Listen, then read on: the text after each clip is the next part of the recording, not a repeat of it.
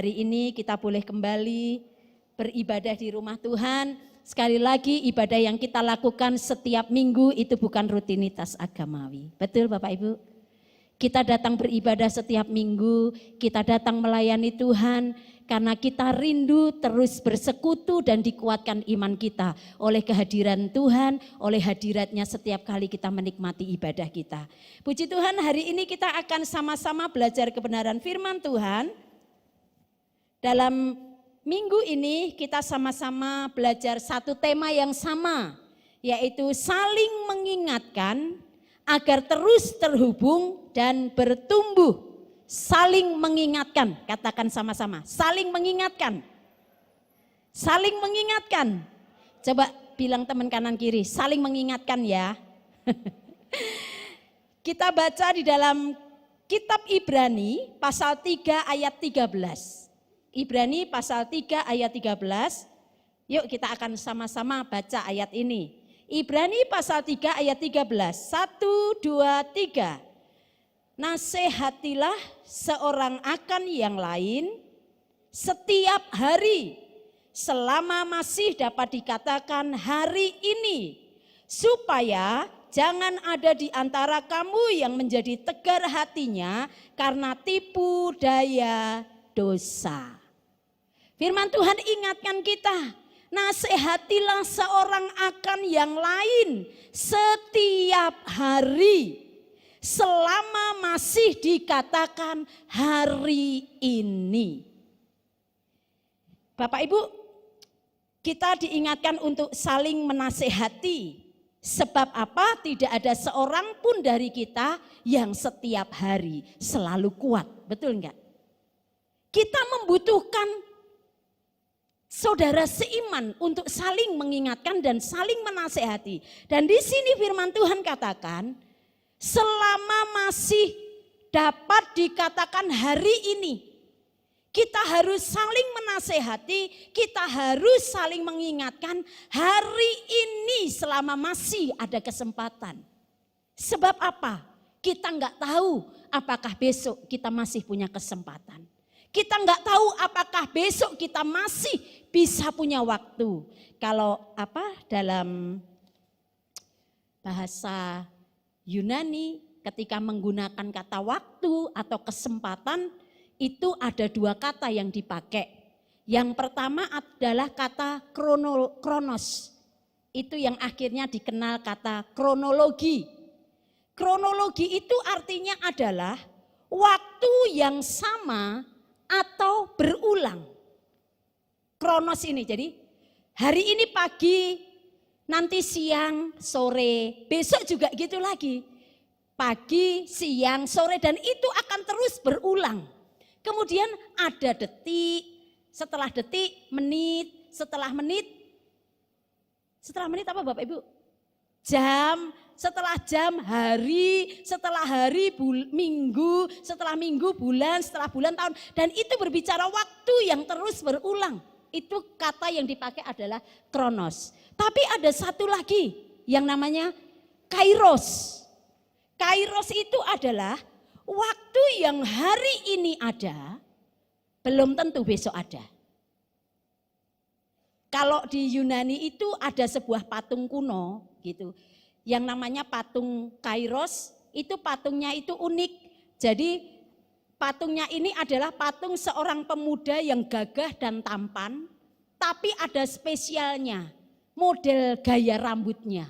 Gaya rambutnya itu yang setengah depan itu panjang, tapi yang bagian belakangnya itu licin, gundul gitu.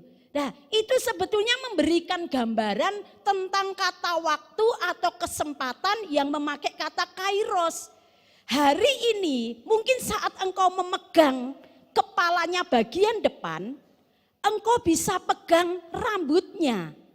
Tapi ketika dia berbalik, rambut itu sudah nggak bisa dipegang. Karena apa? Memang nggak ada rambutnya gitu. Dan dalam setiap terjemahan dari Alkitab bahasa Yunani yang asli, setiap kali firman Tuhan menggunakan kata waktu atau kesempatan atau hari, itu selalu menggunakan kata yang kedua, yaitu kairos. Makanya Tuhan selalu ingatkan kita, hati-hati, gunakan waktumu, perhatikanlah bagaimana kamu harus hidup, sebab waktu hari ini belum tentu besok ada. Besok saya masih bisa bertemu dengan Bapak Ibu bisa bertemu saya saat ini, besok enggak tahu. Hari ini mungkin Tuhan masih kasih kita nafas, kita enggak tahu besok, lusa, seminggu depan, sebulan depan enggak ada yang tahu. Karena inilah nasihat firman Tuhan. Kalau Tuhan kasih kesempatan kita untuk mengingatkan saudara kita, lakukan hari ini. Sebab apa? Belum tentu besok ada kesempatan. Amin. Bilang teman kanan kiri, ingatkan ya. Jangan ditunda-tunda. Saya punya kesaksian ini, sebetulnya kesaksian ini udah lama banget. Tapi ketika mempersiapkan ini tiba-tiba saya ingat. Berbicara tentang kairos, waktu yang hari ini ada dan belum tentu besok ada. Saya biasa dekat rumah kan ada pasar. Pas hari itu beberapa selalu pagi pergi ke pasar. Punya satu langganan penjual sayuran juga bumbu-bumbu gitu. Saya biasa beli di situ. Orang itu saudara sepupu ya, pakai hijab gitu. Saudara sepupu kita. Kemudian ketika setiap kali belanja biasa, tapi hari itu ketika saya bertemu dengan ibu ini ada sesuatu yang lain. Dia itu punya muka merah, kulitnya, mukanya itu jadi merah sekali gitu. Kemudian kelihatan dia lesu sekali. Kemudian saya tanya, ibu ada apa? Ibu sakit gitu. Kemudian ibu itu jawab, iya saya punya tekanan atau tensi itu tinggi sekali. Loh kenapa? Ibu kecapean ya? Enggak. Saya ini mikir anak-anak saya. Saya punya 4 anak. Tapi enggak ada yang perhatian. Saya berjuang untuk mereka, saya berjuang sampai hari ini. Tapi mereka, anak-anak mereka itu istilahnya mengecewakan dia. Gak ada perhatian kepada dia sebagai orang tua. Pada waktu dia membesarkan anak-anaknya itu single parent. Jadi dia bercerita di situ. Kemudian saya bilang ke ibu ini, ibu minum obat aja. Itu tensinya supaya turun. Gak usah banyak pikiran. Ketika saya ngomong-ngomong soal itu, seperti Roh Kudus pimpin saya. Ayo arahkan sekarang ke penginjilan. Ceritakan tentang Yesus. Ceritakan kabar keselamatan tentang dia. Kemudian tiba-tiba ibu ini bilang gini. Saya tahu kok saya hidup di dunia ini sebatang kara. Saya tahu anak-anak gak mengasihi saya. Saya hidup sampai hari ini ya karena saya berjuang sendiri. Gak ada yang mengasihi saya. Kemudian di situ saya mulai masuk ke ibu ini. Ibu, mungkin anak-anak ibu gak mengasihi ibu. Tapi ada satu pribadi loh yang mengasihi ibu. Tuhan Yesus. Lalu ibu ini jawab, loh Tuhan Yesus kan punyanya orang Kristen. Tidak. Tuhan Yesus mengasihi semua orang. Tuhan Yesus cinta semua orang. Tuhan Yesus milik semua orang. Baru di situ seperti Roh Kudus bimbing saya untuk mengadakan penginjilan ke ibu ini. Menceritakan tentang kasih Yesus. Menceritakan bagaimana Yesus sanggup menolong. Yesus sanggup menghiburkan. Yesus sanggup menyembuhkan. Dan ujung-ujungnya adalah Yesus sanggup untuk menyelamatkan. Kemudian di dalam situasi yang rame itu, Roh Kudus dorong saya, doakan ibu ini, ajak ibu ini berdoa. Sebenarnya saya bingung, ini kayak mana ini di pasar kayak gini. Ya gak apa-apa. Doakan gak harus tutup mata. Kemudian saya, Bu, boleh saya berdoa untuk ibu? Kemudian saya rangkul dia. Tapi saya berdoa dalam nama Tuhan Yesus ya. Kemudian ibu ini baru, iya boleh. Saya rangkul ibu itu, dia nangis loh Bapak Ibu. Saya percaya itu kasih Tuhan yang rangkul dia. Saya hanya alat Tuhan. Kalau hari itu saya gak peka, efeknya adalah apa? Setelah peristiwa itu, setelah saya mendoakan ibu itu sambil nangis, wes babano orang mau lihat, yang penting waktu saya doa itu saya buka mata gitu lah ya. Karena dia kan lagi jualan gitu istilahnya di pasar kayak gitu. Saya doakan dia, ibu ini nangis, kemudian dia bilang, terima kasih ya, dikasih orang itu senang. Katanya gitu, dikasihi orang itu senang. Terus ibu ingat ya, dikasihi orang itu senang. Apalagi dikasihi Tuhan Yesus. Setelah itu saya selesai, saya pulang. Kemudian hari berikutnya, saya nggak tahu itu selang beberapa hari, saya mau belanja lewat di situ. Loh ibu ini kok nggak ada, jualannya itu ditutup pakai apa, kayak terpal-terpal gitu, ditutup, ditali-tali.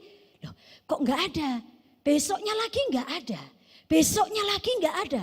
Lalu saya penasaran, saya tanya ke penjual tukang apa ayam potong itu. Saya tanya, Bu, ibu tahu nggak yang penjual sayur di situ itu kok lama nggak ada? Apa jawaban ibu? Loh, ibu itu sudah enggak ada. Ibu itu sudah dipanggil Tuhan maksudnya. Saya cuma bilang terima kasih Tuhan. Kalau hari itu saya tidak pakai kesempatan untuk mengingatkan ibu itu. Kalau hari itu saya tidak pakai kesempatan dengan baik, saya akan menyesal seumur hidup. Betul enggak Bapak Ibu? Ketika ibu itu sudah tidak ada, sedih saya iya, tapi Tuhan memberikan kelegaan kepada saya. Saya sudah lakukan tugas saya. Saat itu saya sudah nasihati ibu ini. Saya sudah mengingatkan dia. Bagian saya sudah saya selesaikan. Bapak Ibu mungkin hari-hari ini Roh Kudus sedang mengingatkan Bapak Ibu. Untuk mengingatkan, untuk menasehati suami, istri, anak-anak, teman sepelayanan, atau orang-orang sahabat atau teman-teman di pekerjaan, klien-klien dalam pekerjaan. Bapak Ibu jelas merasakan Roh Kudus itu seperti berbicara, ingatkan dia, nasihati dia. Jangan keraskan hati. Kita nggak akan pernah tahu apakah besok kita masih bisa berjumpa dengan suami kita. Kita nggak tahu apakah besok kita masih panjang umur, kita nggak tahu. Apakah besok kita tidak akan terbatas ruang dan waktu, kita nggak akan pernah tahu. Karena itu Tuhan katakan dengan jelas di sini. Setiap hari dan selama masih ada waktu, lakukan itu hari ini. Di situ dilanjutkan dengan kata, jangan sampai tegar hati, jangan keraskan hatimu, dan jangan sampai orang yang harusnya mendapat kesempatan untuk kita nasihati menjadi keras hatinya. Bilang teman kanan kiri, Tuhan ingatkan siapa? Jangan ditunda ya Bapak Ibu, ngeri lah nek ditunda, nyesel nanti. Memang benar penyesalan itu datangnya pasti selalu terakhir. Tapi ojo sampai nyesel. Kalau Tuhan sudah ingatkan di hati kita, ayo segera lakukan. Suruh mendoakan, doakan. Suruh ingatkan, ingatkan. Suruh menguatkan, kuatkan dia. Sebelum kita sadar bahwa waktu yang kita miliki itu terbatas. Oke, next. Sekarang kita akan belajar. Lalu di dalam ayat-ayat Ibrani ini, next ya, kita harus saling mengingatkan untuk apa? Ini konteksnya berbicara tentang saudara seiman. Kita ini kok dinasehati Tuhan supaya kita saling menasehati, supaya kita saling menasehatkan atau mengingatkan untuk apa gitu. Kenapa kita harus saling mengingatkan? Kenapa kita harus saling menasehati? Yang pertama, kita harus saling mengingatkan untuk hidup dalam ketaatan dan tidak terus berkompromi dengan dosa. Amin. Kita harus saling mengingatkan agar apa? Kita tidak berkompromi dengan dosa, tetapi kita hidup dalam ketaatan. Mari kita baca di dalam Ibrani pasal 3 ayat 15 sampai 19. Saya akan bacakan. Tetapi apabila pernah dikatakan pada hari ini jika kamu mendengar suaranya, janganlah keraskan hatimu seperti dalam kegeraman. Siapakah mereka yang membangkitkan amarah Allah? Sekalipun mereka mendengar suaranya, bukankah mereka semua yang keluar dari Mesir di bawah pimpinan Musa? Dan siapakah yang ia murkai 40 tahun lamanya? Bukankah mereka yang berbuat dosa dan yang mayatnya berkelimpangan di padang gurun? Dan siapakah yang telah ia sumpahi bahwa mereka takkan masuk ke tempat perhentiannya? Bukankah mereka yang tidak taat? Demikianlah kita lihat bahwa mereka tidak dapat masuk oleh karena ketidakpercayaan mereka. Bapak Ibu yang dikasihi Tuhan, kita harus saling mengingatkan supaya kita ini tetap hidup dalam ketaatan. Jangan hidup berkompromi dengan dosa setiap hari. Kita semua tahu kita adalah orang-orang yang sudah dibenarkan oleh Tuhan. Kita orang-orang yang sudah mengenal Tuhan. Kita orang-orang yang sudah mengenal firman Tuhan. Tetapi pertanyaannya adalah setiap hari kita selalu diperhadapkan dengan godaan-godaan dosa. Dan ketika kita tidak menjaganya dengan baik, tidak menjaga hidup kita dengan baik, kita bisa jatuh di dalam dosa. Dan akhirnya itu akan menghancurkan hidup kita sendiri. Setiap hari, ketika kita ada di rumah, ketika kita ada di tempat kerja, ketika kita ada di kuliah, atau ketika kita ada di luar di sana, kita selalu diperhadapkan kepada keinginan daging, keinginan mata, keangkuhan hidup. Kalau kita tidak bisa menguasai diri, kita bisa jatuh di dalamnya. Dan kita terus hidup dalam kompromi dengan dosa. Hati-hati loh Bapak Ibu, Tuhan sudah ingatkan kita. Tuhan seperti ingatkan kita gini, kamu ingat gak bangsa Israel? Ketika mereka bisa keluar dari tanah Mesir, tanah perbudakan, berapa yang dibawa oleh Musa? Sekitar 600.000 umat Israel. Tetapi berapa yang masuk sampai ke tanah Kanaan? Itu 600.000 itu hanya laki-laki. Mungkin kalau dihitung entah berapa ya, mungkin 2 kali lipatnya, 3 kali lipatnya dari itu. Tetapi yang bisa masuk sampai tanah perjanjian dari generasi pertama itu hanya Yosua dan Kaleb. Kemudian dengan orang-orang yang lahir di padang gurun, mereka yang kemudian berkembang ya, itu yang masuk ke dalam tanah perjanjian. Tetapi mereka yang terus hidup dalam pemberontakan kepada Tuhan. Mereka orang Israel, umat pilihan Tuhan. Mereka yang sudah mengenal Allah. Mereka yang sudah tahu hukum Allah. Tetapi ketika mereka dibawa Tuhan ke padang gurun, mereka hidup dalam pemberontakan. Mereka menyembah berhala, mereka hidup dalam percabulan, mereka hidup dalam persungutan. Dan itu adalah dosa-dosa yang tidak berkenan kepada Tuhan. Akhirnya di sini Tuhan katakan, aku murka karena itu. Karena itu aku biarkan mereka berkeliling-keliling selama 40 tahun di padang gurun. Padahal kalau kita ke Israel, keluar dari tanah Mesir, naik bis menuju tanah Kanaan menuju Israel itu cuma berapa? 8 jam. Itu kalau pakai bis. Ini loh mereka 40 tahun. Tuhan biarkan mereka berkeliling-keliling di situ. Tapi ya ndableke minta ampun. Firman Tuhan katakan mereka memang benar-benar tegar tengkuk. Mereka tahu firman, mereka tahu hukum Tuhan. Tetapi mereka tetap terus melakukan pemberontakan. Dan akhirnya Tuhan katakan apa? Mereka tidak pernah bisa masuk ke tempat perhentian yang Tuhan sudah janjikan. Sebetulnya itu sedang mengingatkan kepada kita. Kita adalah umat Tuhan. Kita sudah mengenal Tuhan. Kita tahu firman Tuhan. Kita kenal firman Tuhan. Apa yang Tuhan suka, apa yang Tuhan tidak mau kita lakukan. Tuhan sudah ngasih tahu dan kita ngerti banget soal itu. Mungkin ketika kita ada di dalam gereja, kita semua kelihatannya kudus, benar enggak? Semua melayani Tuhan, semua memuji Tuhan, angkat tangan, semua berdoa sungguh-sungguh, semua sukacita memuji Tuhan. Sekarang pertanyaannya enggak sampai di situ. Lalu bagaimana dengan kehidupan kita ketika kita masuk dunia nyata?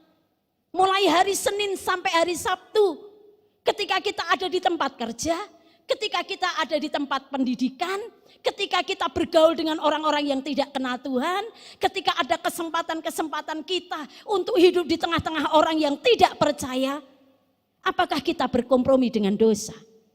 Kenyataannya itu yang terjadi.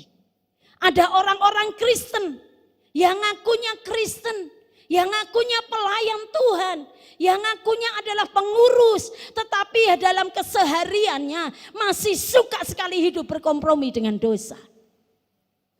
Masih suka ngapusi. Orang Surabaya bilang masih suka mbujui. Masih suka sikut sana sikut sini. Babano orang mau rugi, terserah orang mau apa, yang penting aku untung. Kita masih melakukan tindakan-tindakan yang jelas kita tahu itu melanggar firman Tuhan. Tetapi tetap kita lakukan. Apa ada orang Kristen yang seperti itu? Apa ada pelayan Tuhan yang seperti itu? Adalah. Ada yang bilang loh banyak. Yuk kita baca ya di dalam Ibrani pasal 10. Ini ada peringatan keras sekali yang Tuhan berikan untuk kita. Ibrani 10 ayat 26 sampai 27. Saya akan bacakan Ibrani pasal 10 ayat 26 sampai 27. Sebab jika kita sengaja berbuat dosa, sesudah memperoleh pengetahuan tentang kebenaran, maka tidak ada lagi korban untuk menghapus dosa itu. Tetapi yang ada ialah kematian yang mengerikan akan penghakiman dan api yang dahsyat yang akan menghanguskan semua orang durhaka. Ini kata firman Tuhan. Karena itu Tuhan ingatkan kita, ayo kita saling mengingatkan.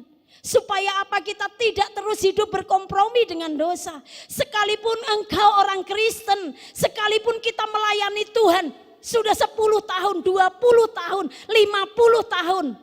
Mau bilang 100 tahun kayak yang jarang ya. 60 tahun, 70 tahun. Tetapi engkau tetap hidup berkompromi dengan dosa. Mungkin orang di sekelilingmu nggak tahu.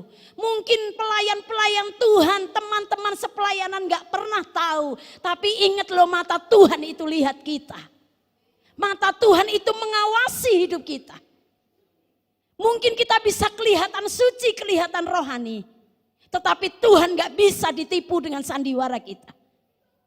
Dan Tuhan katakan ketika engkau tahu kebenaran, tetapi engkau tetap hidup di dalam dosa, tidak akan ada lagi penghapus dosa. Engkau akan ada di tempat yang mengerikan selama-lamanya, yaitu neraka. Itu loh kata firman Tuhan. Saya enggak nakut-nakuti, tapi itu kata firman Tuhan. Itu kebenaran firman Tuhan. Kok sia-sia ikut Tuhan bertahun-tahun, melayani Tuhan bertahun-tahun, kalau endingnya adalah neraka. Jadi kita jangan bangga dulu jadi orang Kristen, tapi kalau kita enggak hidup sesuai firman Tuhan. Jangan bangga melayani Tuhan kalau setiap harinya kita enggak mencerminkan hidup sebagai pelayan-pelayan Tuhan. Siapa Tuhan kita? Tuhan kita adalah Tuhan yang kudus. Tuhan kita adalah Tuhan yang diagungkan. Tuhan kita adalah Tuhan yang layak untuk ditinggikan. Tetapi bagaimana dengan kehidupan kita setiap hari? Ketika kita ada di rumah, ketika ada di gereja, ketika ada di tempat kerja, ketika bergaul dengan orang-orang di luar sana. Apakah kita tetap bisa mempertahankan integritas kita sebagai anak-anak Tuhan yang hidup dalam ketaatan firman Tuhan? Itu harus kita jaga. Amin. Yang kedua, kita harus saling mengingatkan untuk apa? Yang kedua, saling mengingatkan agar tetap maju dalam iman. Jangan pernah melepaskan kepercayaan kita kepada Tuhan. Jangan pernah murtad. Amin. Bilang teman kanan kiri, jangan pernah murtad ya. Ibrani 3 ayat 12. Ibrani pasal 3 ayat 12 firman Tuhan katakan, waspadalah hai saudara-saudara, supaya di antara kamu jangan terdapat seorang yang hatinya jahat dan yang tidak percaya oleh karena ia murtad dari Allah. Bapak Ibu yang dikasihi oleh Tuhan, untuk mempertahankan hidup kita dari awal sampai garis finish tetap ada di dalam iman kepada Tuhan, itu butuh perjuangan, betul enggak? Butuh usaha. Ada begitu banyak orang Kristen yang awalnya berapi-api dalam Tuhan.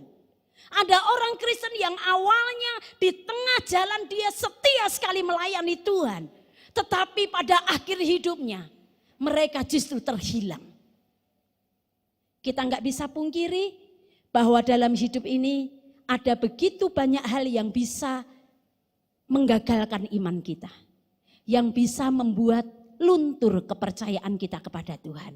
Contohnya, masalah-masalah yang datang dalam hidup kita. Kesulitan-kesulitan yang kita hadapi. Mungkin awalnya engkau mengatakan, Tuhan terima kasih, aku percaya masalah-masalah yang datang dalam keluargaku, dalam usahaku, dalam ekonomiku, anak-anakku, suami, istri, dalam rumah tanggaku. Semuanya Tuhan rancangkan itu untuk menguji kami, menguji iman kami tetap kuat di dalam Tuhan. Bapak Ibu semangat berdoa, menantikan mujizat dan pertolongan Tuhan. 1 minggu tekun berdoa, 1 bulan, 1 tahun gak ada jawaban, gak ada perubahan. Lalu Bapak Ibu mulai kecewa dengan Tuhan. Tuhan ini ada gak sih? Tuhan engkau kok gitu sih Tuhan? Percumalah aku berdoa. Percuma aku setia ke gereja Tuhan. Kalau engkau gak mendengar doaku kok. Bertahun-tahun loh Tuhan aku berdoa. Bertahun-tahun Tuhan aku bergumul. Tapi kok engkau gak bertindak apa-apa. Percuma Tuhan, percuma. Wes gak usah gereja-gerejaan. Gak usah melayani, gak usah baca firman Tuhan, gak usah doa. Akhirnya kandas iman Bapak Ibu. Mungkin ada sakit penyakit yang membuat Bapak Ibu menjadi terpuruk. Entah Bapak Ibu yang sedang sakit atau kita sedang mendoakan keluarga kita yang sakit. Harapan kita adalah dia sembuh. Dia mengalami mujizat Tuhan sesuai janji Tuhan. Bukankah engkau Allah Yehova Rafa, Allah yang menyembuhkan. Sekarang kita berdoa untuk kesembuhan. Berbulan-bulan, bertahun-tahun kita bergumul. Tetapi yang kita dapatkan bukan Allah Yehova Rafa. Kok malah yang kita doakan dipanggil Tuhan. Jika kita enggak hati-hati, kita bisa mulai mempertanyakan itu. Apakah benar Tuhan engkau berkuasa? Kalau gitu Tuhan firman-Mu ini cuma dongeng ya Tuhan. Engkau sanggup menyembuhkan segala macam penyakit. Tetapi saat ini aku berdoa untuk kesembuhanku. Saat ini aku berdoa untuk kesembuhan keluargaku, enggak ada kesembuhan Tuhan. Aku mulai ragu apakah engkau benar Tuhan yang sanggup menyembuhkan. Akhirnya kandas iman kita. Ketika ditawari, oh di sana aja. Ada tuh gampang.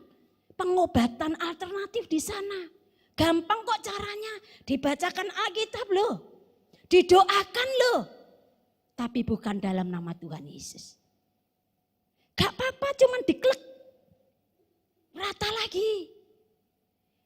Akhirnya gampang sekali iman kita tergoyahkan dengan tawaran-tawaran seperti itu. Akhirnya kita lepaskan iman kita. Apa yang dikatakan firman Tuhan di dalam Ibrani pasal 10, ya Bapak Ibu.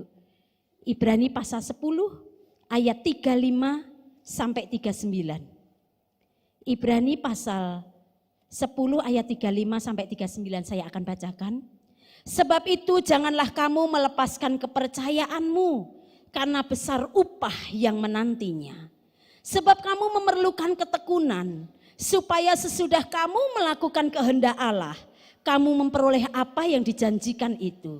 Sebab sedikit, bahkan sangat sedikit waktu lagi dan ia yang akan datang sudah akan ada tanpa menangguhkan kedatangannya.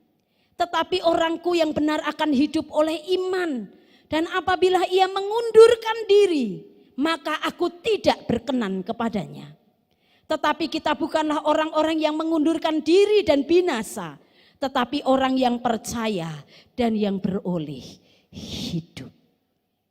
Firman Tuhan jelas katakan. Tekun. Untuk bisa mempertahankan iman sampai garis finish. Itu memang gak mudah. Itu memang sulit, butuh perjuangan. Firman Tuhan katakan butuh ketekunan. Waktu kamu punya masalah, tekun berdoa. Jangan sampai lepas kepercayaanmu kepada Tuhan. Waktu engkau sedang susah, engkau bergumul bertahun-tahun, teruslah tekun ikut Tuhan. Teruslah tekun melayani Tuhan. Firman Tuhan katakan, tekun ya, sabar. Sedikit waktu lagi, aku akan datang kembali. Kalau belum ada pertolongan itu, tanda kutip belum ada pertolongan Tuhan. Jangan sampai menyerah. Jangan berhenti di tengah jalan. Karena memang perjuangan itu membutuhkan ketekunan. Dan Tuhan katakan, jangan pernah lepaskan kepercayaanmu. Jangan pernah mengundurkan diri. Ingat kalau kamu bisa mempertahankan kepercayaanmu sampai aku datang kembali. Ada upah yang besar yang menantimu kata Tuhan. Yaitu apa? Kehidupan kekal loh Bapak Ibu. Itu yang Tuhan janjikan bagi kita. Loh eman-eman berhenti di tengah jalan. Eman-eman lepaskan kepercayaan gara-gara kita mempertahankan sesuatu yang sifatnya sementara. Hanya karena pasangan hidup yang tidak seiman, engkau lepaskan kepercayaanmu kepada Tuhan. Hanya karena jabatan yang engkau kejar bertahun-tahun sedang ada di depan mata. Tetapi engkau harus menjual Tuhan Yesusmu. Engkau relakan, engkau lepaskan kepercayaanmu kepada Tuhan. Atau mungkin engkau sedang mengejar sesuatu, mendapatkan untung yang besar tapi dengan syarat engkau harus pindah KTP ya. Engkau lakukan itu, ingat loh Bapak Ibu. Apa yang kita kejar di dunia ini sifatnya sementara. Tapi kepercayaan iman kepada Tuhan itulah yang akan kita bawa sampai kita menikmati tempat perhentian yang Tuhan janjikan. Yaitu kehidupan kekal di surga. Selama-lamanya tidak dibatasi oleh waktu. Amin. Karena itu butuh ketekunan. Hari-hari ini Bapak Ibu mungkin ada yang mulai ragu. Ada yang mulai lemah imannya. Yuk pagi hari ini bangkitkan kembali iman kita. Tuhan, aku mau jadi orang Kristen. Aku mau jadi pelayan Tuhan yang tekun di dalam Tuhan. Aku tahu kekuatanku gak bisa Tuhan. Tuhan, aku tahu aku gak mampu. Tapi aku percaya ada Roh Kudus penolongku yang memampukan aku. Ada Roh Kudus yang Tuhan kirim di sampingku untuk mendampingi aku seumur hidupku. Waktu aku jatuh ada Roh Kudus yang pasti akan angkat aku. Waktu aku lemah, aku ada Roh Kudus yang pasti akan menguatkan imanku. Ketika aku gak mampu, ada Roh Kudus penolong Parakletos yang ada di sampingku, yang akan menolong aku, menguatkan aku, memampukan aku untuk melewati kesukaran demi kesukaran. Sampai pada akhirnya di titik terakhir, engkau datang menjemput aku. Saya akan mengakhiri ini dengan sebuah kesaksian. Sekitar tahun 2000 berapa ya itu ya? 2007 atau 2008 kami mengenal satu keluarga yang cinta Tuhan gitu. Keluarga ini punya 2 anak. Anak pertama ini sudah lulus dari kuliah kemudian membutuhkan pekerjaan.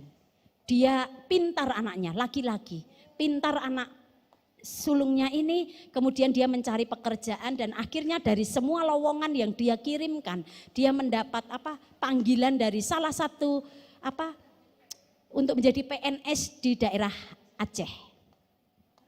Kemudian ketika dia sampai di sana interview, yang dikatakan adalah kamu bisa diterima dengan syarat harus memakai atribut sesuai dengan yang ada di daerah itu.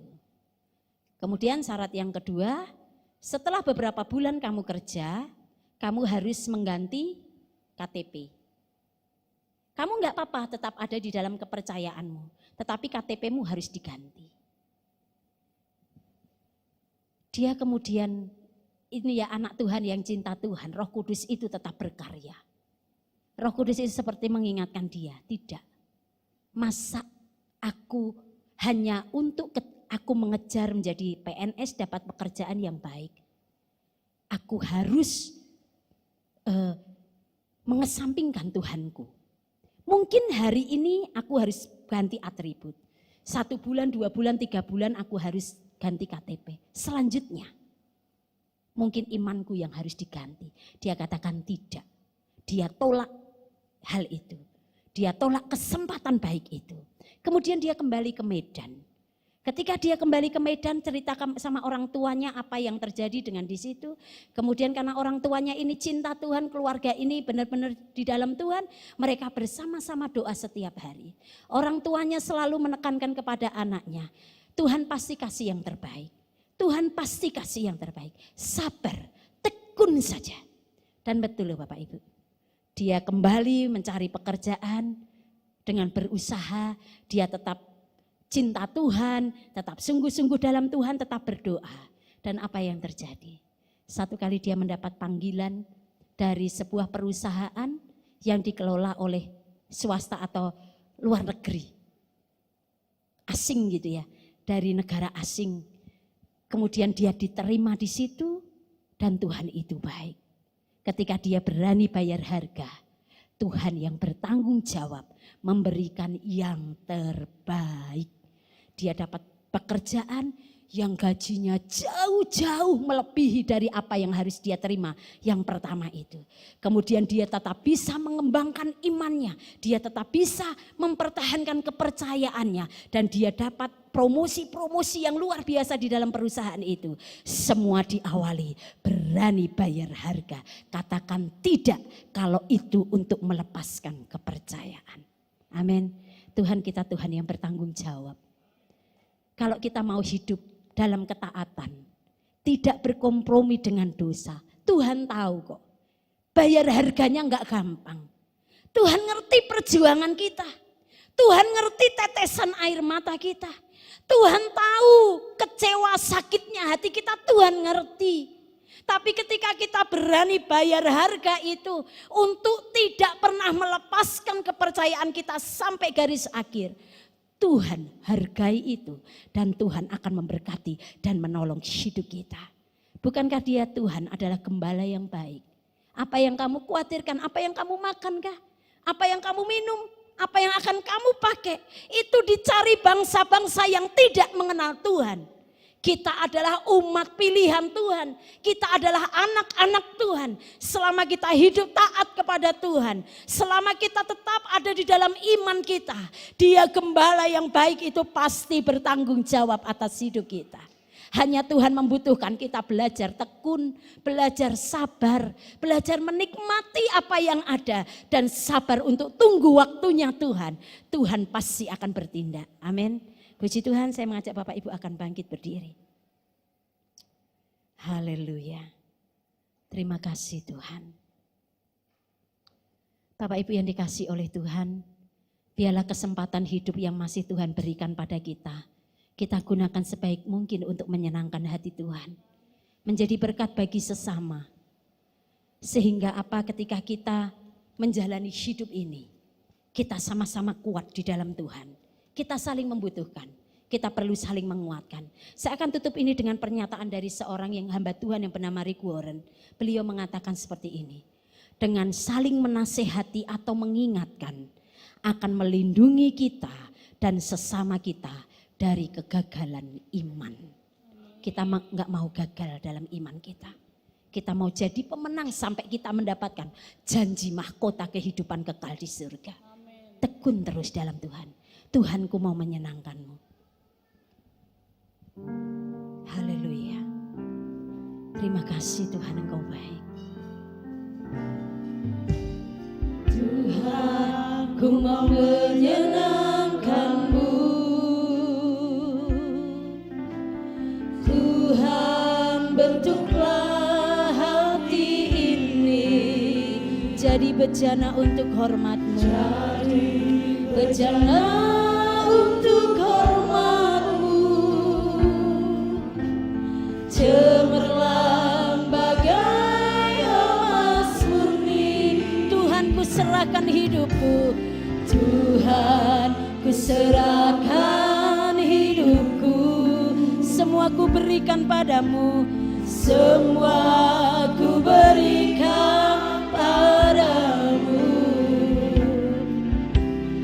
Kuduskan hingga tulus selalu, agar aku menyenangkanmu, agar aku menyenangkan.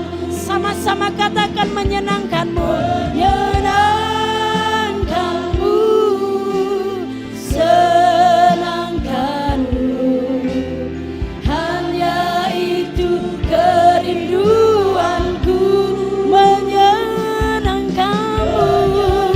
Haleluya, senangkan hatimu.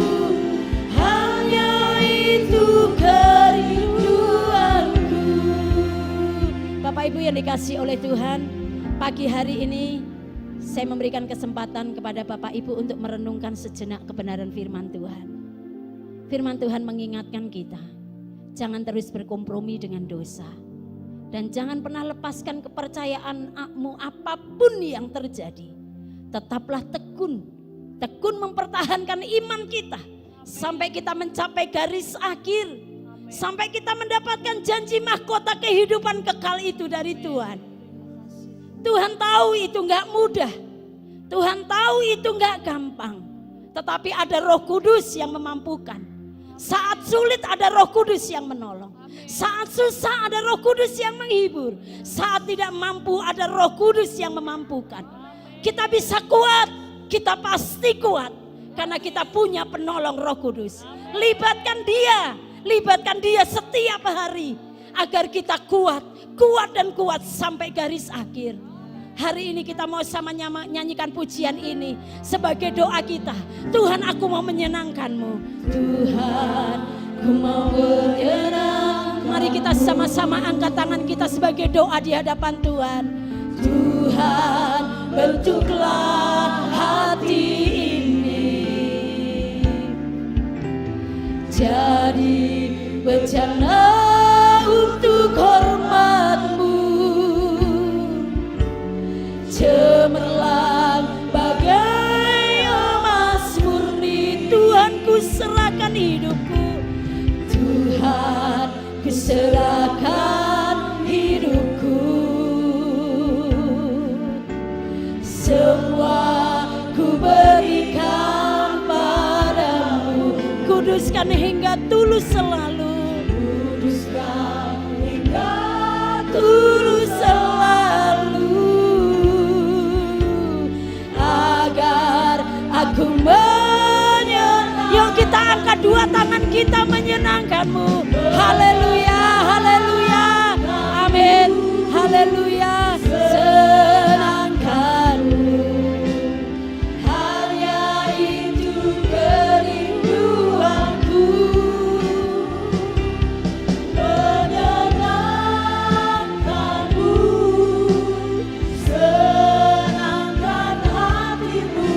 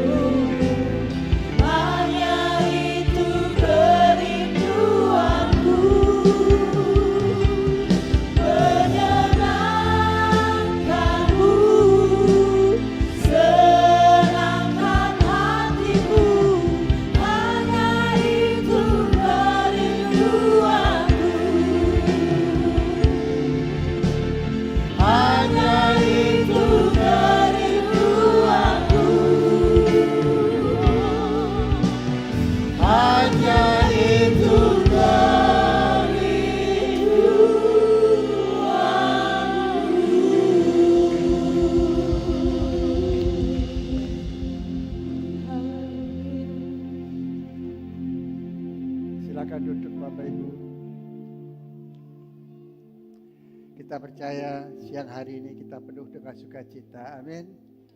Karena kembali kita diingatkan oleh firman Tuhan untuk saling mengasihi, saling menolong, dan saling mendoakan. Dan kita tahu Bapak Ibu, memang sekarang keadaan tidak semakin baik. Keadaan tidak semakin baik, tapi seperti firman Tuhan disampaikan, kita sebagai anak-anak Tuhan, kita sebagai anak pelayan Tuhan dan sebagai hamba Tuhan, kita harus terhubung terus. Dan kita mau saling memperingatkan agar apa? Kita boleh bersama-sama bertumbuh. Amin Bapak Ibu. Dan juga seperti tadi disampaikan oleh hambanya Bu Devi, biarlah kita saling memperingatkan, jangan kita saling berbohong. Seperti tadi juga di jam 8, Pak Yono juga menyampaikan di mana kita juga boleh saling memperingatkan. Di mana yang saya terkesan, di mana kayak ember kalau bocor bisa ditempel. Tapi kalau mulut bocor, bagaimana caranya nempel? Amin Bapak Ibu. Jadi mari kita sebagai hamba Tuhan, kita pelayan Tuhan, kita mau saling memperingatkan. Seperti tadi kita jangan saling berbohong. Dan juga apa? Kita jangan suka ngomong-ngomongin orang lain. Kalau seperti tadi, saya ulangi kembali, ember bocor bisa ditempel. Tapi kalau mulut bocor, enggak bisa ditempel. Kata Pak Yono, ya apa? Ditapui. Jadi kita sampai ketawa semua ya. Jadi mungkin dalam hal ini, mari kita mau jaga mulut kita. Kita boleh saling memperingatkan, tapi cara memperingat kita juga. Seperti tadi Pak Yono juga bilang, ini saya juga bilang, maaf saya sampaikan. Dimana kalau ada orang, itu bukan urusan gua, itu urusannya dia, kita enggak usah ngurus, itu urusan dia. Tapi mari Bapak Ibu, bukan kita tidak mau, ada orang bermasalah, ada orang problem, kita pasti akan membantu. Tapi kita jangan ngurus dengan mulut.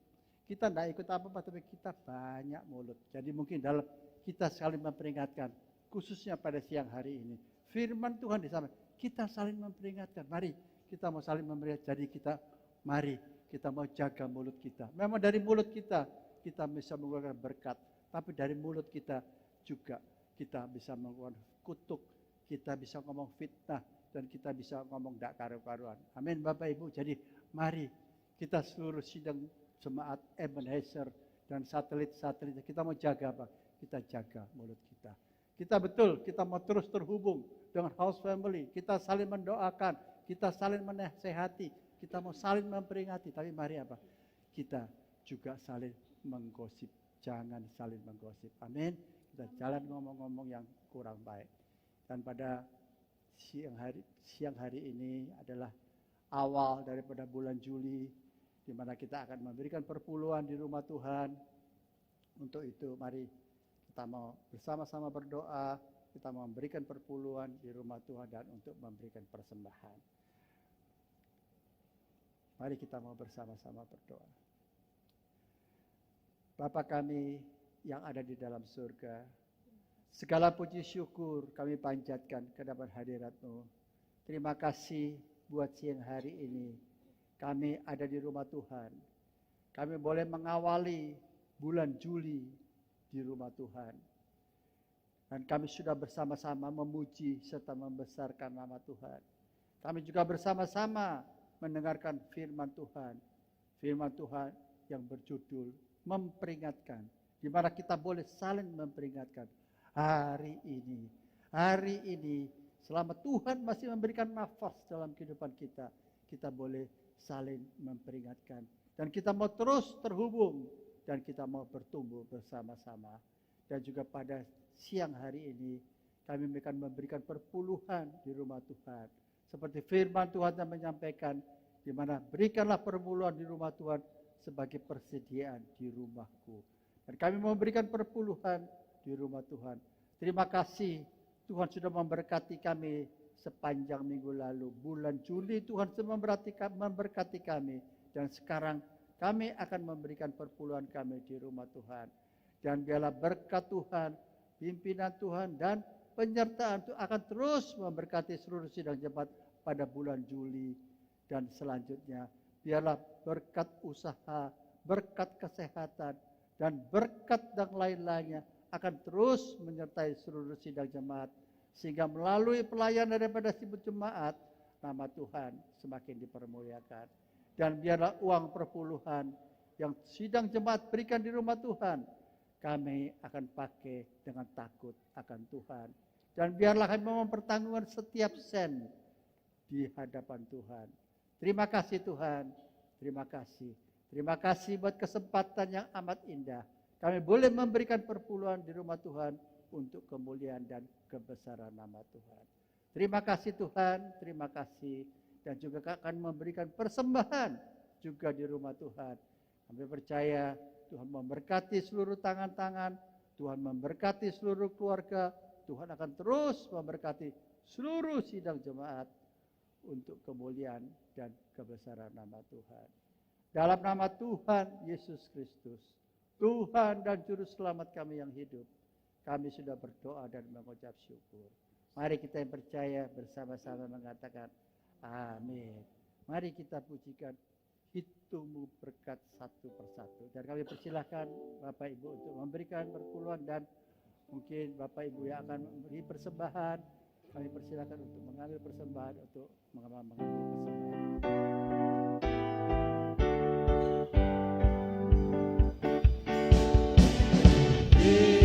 berkatu satu-satu.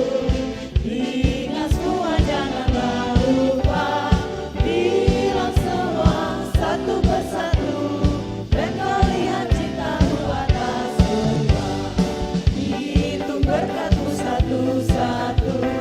Ingat semua janganlah lupa, bilang semua satu persatu, dan kau lihat cintamu atas semua. Hitung berkatu satu-satu. Ingat semua janganlah lupa, bilang semua satu persatu, dan kau lihat cintamu atas semua.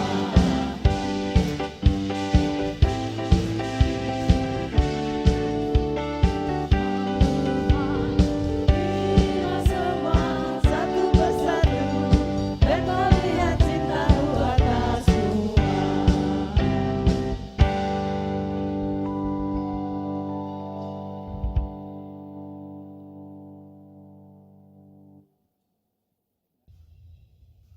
Shalom Ebenezer Family, beribadahlah kepada Tuhan dengan sukacita.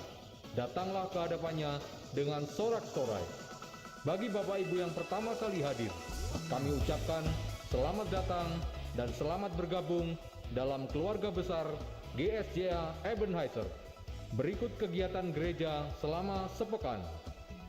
Bapak Ibu sidang jemaat yang dikasihi Tuhan dapat memberikan persembahan dan perpuluhan melalui scan QR Code atau transfer bank BCA.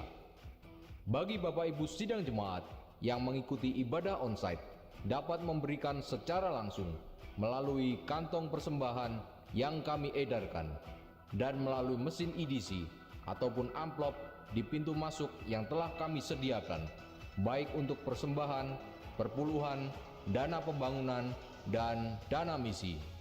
Bagi Bapak Ibu sidang jemaat yang berusia 60 tahun ke atas, mari bergabung dalam ibadah onsite lansia Senin 3 Juli 2023 pukul 9 pagi di GSJA Ebenezer Surabaya dengan pembicara Pendeta Stefanus Purnawan. Tuhan dapat melakukan jauh lebih banyak dari yang kita doakan. Mari bergabung dalam ibadah onsite dan live streaming doa malam setiap hari Jumat pukul 7 malam. Rasakan dan nikmati lawatan kuasa Allah dalam ibadah live streaming GSJA Ebenezer. Ibadah umum 1 pukul 6 pagi secara onsite akan disertai dengan perjamuan kudus. Ibadah umum 2 pukul 8 pagi secara onsite dan live streaming. Ibadah umum 3 pukul 10 pagi secara onsite dan live streaming akan disertai dengan baptisan air. Ibadah umum 4 pukul 5 sore secara onsite dan live streaming.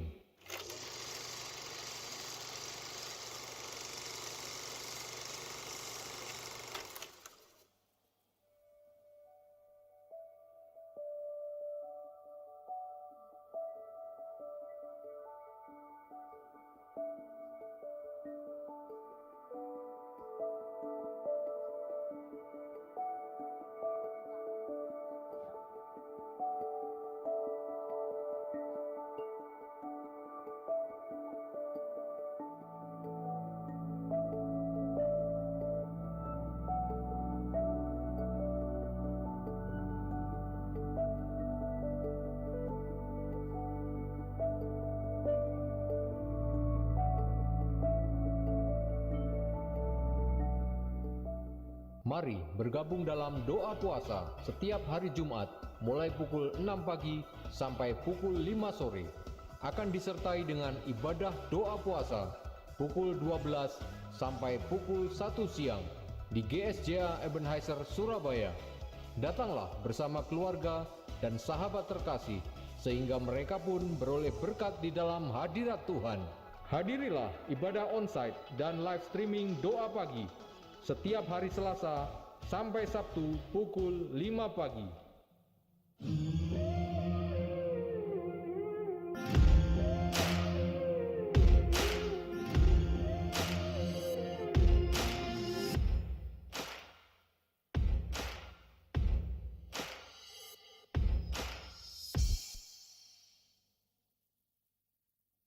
Kehidupan manusia tidak akan pernah terlepas dari masalah. Begitu juga dengan pasangan muda. Konflik, kekerasan dalam rumah tangga, mendidik anak, masalah keuangan, perselingkuhan, perceraian, ketakutan dalam menjalani hubungan. A life, a community to grow, a family to belong.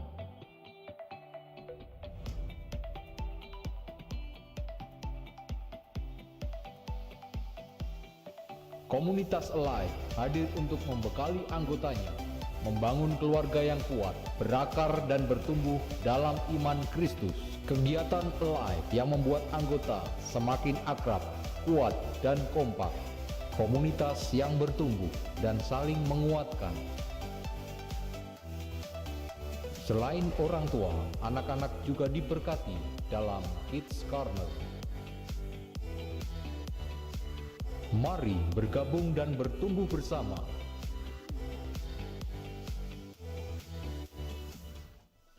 Info diakonia. Bagi Bapak Ibu yang ingin mengikuti penyerahan anak, baptisan air, dan pernikahan, dapat menghubungi nomor yang tertera di layar. Departemen Sosial GSJA Ebenezer kembali membuka pelayanan konsultasi hukum, bimbingan belajar untuk SD dan SMP, pelayanan konsultasi kesehatan. Untuk keterangan lebih lanjut, Bapak Ibu sidang jemaat bisa menghubungi kontak person yang ada di layar. Sekian pengumuman yang kami sampaikan. Untuk informasi kegiatan GSJA Ebenezer dan satelit-satelitnya dapat diakses melalui sosial media GSJA Ebenezer. Tuhan Yesus memberkati. Puji Tuhan. Shalom Bapak Ibu, saya menyambut bagi Bapak Ibu, saudara-saudara sekalian yang baru beribadah pertama kali di pukul jam 10 pagi ini. Adakah di antara kita yang baru pertama kali beribadah di gereja kita, Gereja Sidang Jemaat Allah Ebenezer dan Ambangan 2? Kalau boleh silakan angkat tangan, kami akan sambut dengan sukacita. Ada Bapak Ibu? Oh puji Tuhan, ada di sebelah sana Ibu. Selamat datang Ibu. Mari yang di sebelah kiri kanan ucapkan selamat datang, selamat beribadah. Jika belum punya tempat beribadah yang tetap, mari bergabung bersama kami beribadah, menikmati hadirat, sukacita, dan firman Tuhan di gereja kita ini. Setiap hari Minggu, bebas mau ada ibadah jam 6, jam 8, jam 10, atau jam 5 sore. Dan seperti kegiatan-kegiatan sepanjang minggu ini. Puji Tuhan, kita sudah memuliakan Tuhan, menikmati firman Tuhan, dan juga memberikan terbaik perpuluhan. Sekarang kita akan mengakhiri ibadah kita dengan doa. Mari kita berdiri, kita bersyukur pada Tuhan buat ibadah pagi hari ini. Haleluya, terima kasih Tuhan, terima kasih. Tetapi orangku yang benar akan hidup oleh iman, dan apabila ia mengundurkan diri, maka aku tidak berkenan kepadanya. Tetapi kita bukanlah orang-orang yang mengundurkan diri dan binasa, tetapi orang-orang yang percaya dan yang beroleh hidup. Haleluya. Terima kasih Bapa dalam surga, kami sudah menikmati sukacita, kekuatan iman, kekuatan rohani di rumah Tuhan. Bahkan kami sudah bersyukur dengan membalikan milik Tuhan 1/10. Karena Tuhan sudah memberkati hidup kami sepanjang bulan yang lalu di bulan Juni. Terima kasih Bapa, kami percaya apa yang kami lakukan di rumah Tuhan tidak akan pernah sia-sia. Tuhan akan memberkati kami.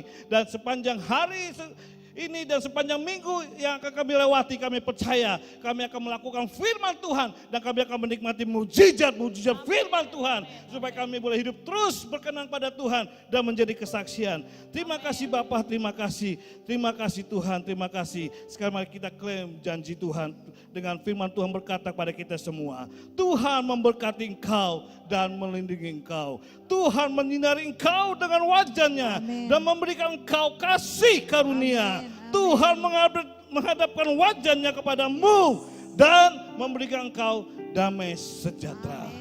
Karena itu pulanglah dengan membawa berkat besar dari Bapa di surga dan cinta kasih dari Tuhan Yesus Kristus serta persekutuan yang indah dari Roh Kudus mulai hari ini akan menuntun kita sesuai hidup kita membaca firman Tuhan dan melakukan firman Tuhan setiap hari dan akan menikmati mujizat-mujizat firman Tuhan yang kita lakukan sampai Tuhan Yesus datang kedua kali akan menjemput kita semua yang percaya diberkati. Kata bersama, amin. Selamat pagi, Tuhan Yesus memberkati kita semua.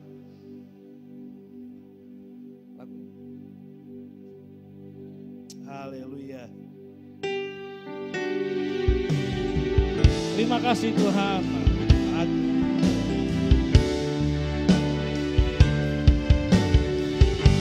Kami memuji kebesaran Tuhan.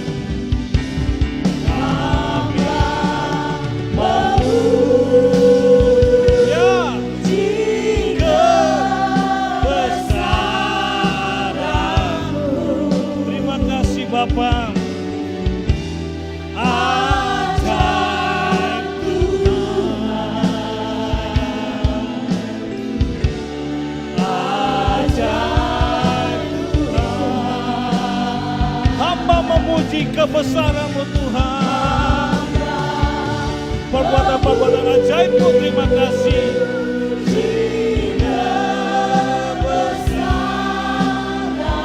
Haleluya, terima kasih Tuhan. Ajaib Tuhan. Ajaib Tuhan. Ajaib Tuhan, ajaiblah Tuhan dalam kehidupan kami. Haleluya. Ajaib Tuhan. Ya, amin. Ajaib Tuhan.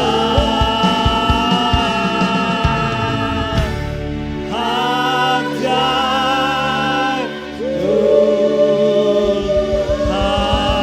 Haleluya. Terima kasih. Selamat siang. Tuhan Yesus memberkati kita semua. Amin.